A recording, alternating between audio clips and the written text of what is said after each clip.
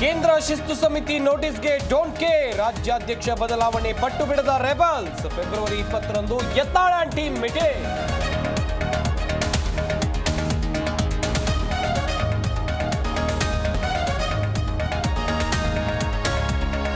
ಗೃಹಲಕ್ಷ್ಮಿ ಅನ್ನಭಾಗ್ಯಕ್ಕೆ ಹಣನೂ ಇಲ್ಲ, ಸರ್ಕಾರ ದಿವಾಳಿ ಆಗಿದೆ ಅನ್ನೋದಕ್ಕೆ ಇದೇ ಉದಾಹರಣೆ.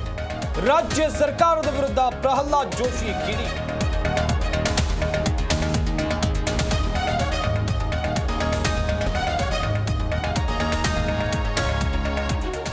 ರಾಜ್ಯದ ಜನತೆಗೆ ಕರೆಂಟ್ ಶಾಕ್ ನೀಡೋಕೆ ಸರ್ಕಾರ ಸಿದ್ಧತೆ. ಶೀಘ್ರದಲ್ಲೇ ಪರಿಷ್ಕರಣೆಯಾಗಲಿದೆ ವಿದ್ಯುತ್ ದರ. 5 ಎಸ್ಕಾಂಗಳಿಂದ ಪ್ರಸ್ತಾವನೆ.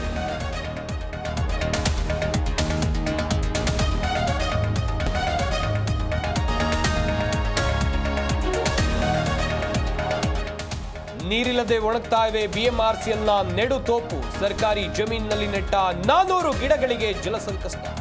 ನಾಗನಾಯಕನಹಳ್ಳಿಯಲ್ಲಿ ಘಟನೆ.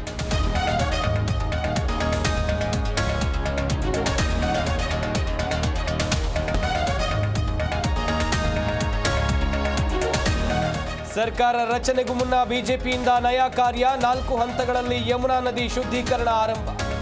ಕಸ ಹೂಳು ಚರಂಡಿಗಳಲ್ಲಿ ಶುಚಿ.